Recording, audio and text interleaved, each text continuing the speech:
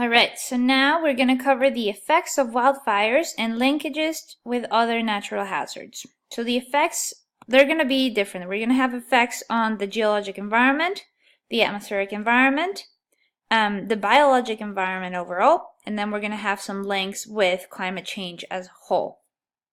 So let's look at the effects on the geologic environment. So those are going to depend obviously on the type of soils where the wildfire occurs, also the moisture content of the soils themselves, also the intensity and the duration of the fire, and how frequently you get fires is going to impact very much on that respect. Precipitation, and also the amount of intensity that precipitation happens at is important as well. So usually when a fire occurs in the soil, or anywhere, sorry, I should say, the soil itself is going to develop this hydrophobic layer. So this hydrophobic layer is a non-wettable or water repellent layer that happens again after an extremely hot fire, which basically scorched the soil overall. So this hydrophobic layer will increase the surface runoff. So again, that's just water that is running on top of the surface itself, since the water cannot infiltrate into the soils that have been burned because of the water repellent characteristic that they have. Then the water will just flow on top of the surface. As it's flowing on top of the surface, it becomes an erosive agent. As we know, water is one of the main erosive agents, if not the greatest one. So now that burned surface, it lacks vegetation because the fire, burned through the vegetation. The vegetation is no longer able to anchor any of those loose sediments that are there now. So with the water running off at a greater amount of water on top of the surface and the soils being less stable because they no longer have the vegetation to hold them, then there's going to be a lot of erosion overall, and that erosion is typically going to end up in river canyons, for example, and we'll go through that in a little bit. So again, because of the hydrophobic layer and the amount of water that will fall and just be carried as surface runoff, the increase for flood hazard is very, very great, and this would be kind of flash flood type of floods. So actually, I have an experience with that, not personally that it happened to flash flood, but again, that same area of Featherville, Idaho, that had a fire not too long ago. I do archery hunting, and so I went there this last September on an excursion, and many of the roads that we're driving through very clearly state that there's a potential for flash flood in the area. I don't think it says there why, but it is very easy, if you know now, to know that is because of the fires that had happened not too long ago, and because of the amount of water that could fall and then become runoff because of the hydrophobic layer. Okay, so there's going to be soil erosion, as I said, and with soil erosion there also could be landslides. Soil erosion actually varies depending on the region, and it's kind of a weird relationship. So pay attention. So areas that are susceptible to soil erosion in the first place will commonly experience an increase in erosion after a fire. But areas that commonly see little erosion will experience a decrease in erosion after a fire. So it's kind of silly. It doesn't help either case, I guess. So again, areas that see a lot of erosion will see even more erosion after a fire, but areas that see little erosion will see even less erosion after a fire. So that's kind of weird, but that's just the nature of it. Let's see, and landslide hazards are actually more problematic if fires that are if the fires burn in steep slopes. And that makes sense, right? Because if there's a steep slope and the fire burns through the vegetation that was holding the soils in this slope together, then those soils now don't have anything to hold them from the driving potential that is gravity pulling them down, right? So now it's going to be easier for erosion to take place and landslides overall to take place under those very steep slopes. So Here's a case where precipitation increased landslides in California after fires, and this happened in 1997. So out of the 25 burned areas that happened the previous fire season, 10 of them had debris flows after heavy rains from El Nino phenomenon. So that's a lot. That's a lot of them. Close to half of them experience large amounts of debris flows. And remember, debris flows were pretty scary when we went through the mass wasting events chapter. Those were the ones that carried along with them the large boulders and were, very fast moving, kind of like big channels of fast moving material with huge chunks in them as well.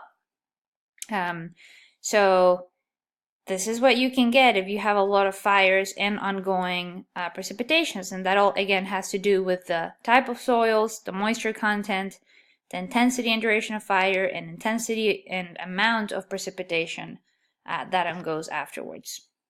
So I really like this image that I put here. I'm going to go through it, not in too much depth, but I'll go through it. So basically it shows you this environment, different types of trees. So we'll just go through the first type, or let's go through the second type of trees, which are pine and oak forests.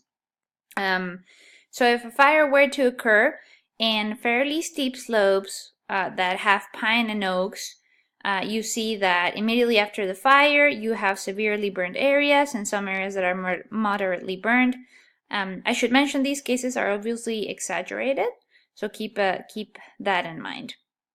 So 1 to 3 months after that, when you have a rain, as you're seeing up here, what would happen is that the slope actually decreases a lot because all of the material that was on the surface of the slope has been eroded and carried down into the canyon. So you're seeing all that material that was initially holding the slope is now here at the bottom of the canyon. So this canyon itself has seen a lot of deposition.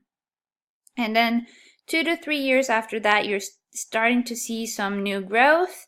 And although the sediment that is in the canyon has lowered a little bit, it is still pretty high.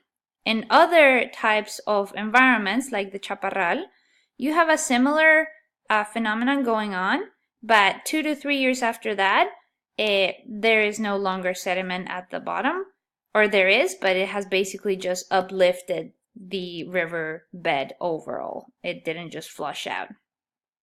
So there's two more words two terms I want you to know. The first one is dry ravel, and that's going to be that loose sediment that was previously held by the vegetation and that now is flowing downhill into the stream.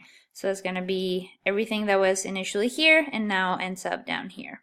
And then sediment flushing is going to be the wet season after that dry gravel clogs the stream and the sediment is carried away. So I'll fix that in a second.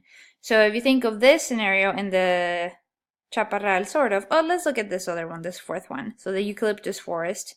You still have some dry gravel that ended up in the bottom of the stream. And then 2 to 3 years after that, sorry, that's my dog, guys.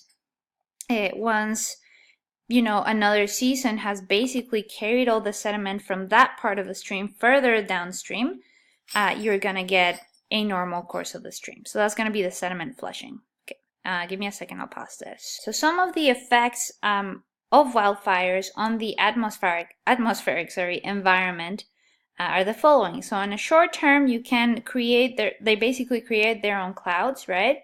And they release smoke and soot and ash, and also invisible gases that contribute to the air pollution. So those invisible gases are these particulates. So these particulates are in the atmosphere, and they are increased by smoke and by soot. So it is many times the particulates, the things that government, health issues kind of refer to in terms of how healthy it is to breathe the air in a specific place. Another effect on the atmospheric environment itself is smog. So as you may know, smog is going to be basically smoke from fires themselves that carry a lot of different compounds, gas compounds, such as carbon monoxide, volatile organic compounds, and nitrogen oxides. So all of these combined are very harmful on the ground level. They're basically going to cause a ground level ozone that under sunlight becomes very harmful to humans. So actually, a fire that burned in Alaska and in the Yukon Territory of Canada in 2004, this fire was massive. It burned 45,000 kilometers squared, and they estimate that the ozone levels after the fire increased, after the fire actually increased the ozone levels by 25% in parts of Canada, and by 10% in parts of Europe. So it increased them very much so. And again, those ozone levels increasing once they are exposed to sunlight can be very harmful to humans. So that is one of the effects, or some of the effects on the atmospheric environment. Okay, so now what are the linkages that wildfires will have with climate change? There's many of them. So wildfires right now are projected to increase in intensity and in frequency as a result of climate change. So we know that there is an increase in temperature that has been going on for the last century or two, partly because of humans, or we think so. But anyways, as we're seeing this increase in temperature, we know that precipitation,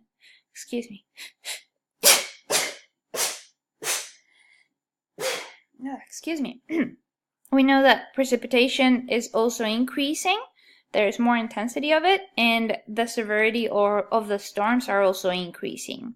So we may also have this be linked to biological changes that take place, and because of that, the type and the quantity of fuel that is available for wildfires may increase. So again, if you have hotter temperatures and greater precipitation and more storms, maybe the biology, so the plant life basically, in a specific area will transform, and with that transformation, it may perhaps and possibly be more fuel efficient for wildfires.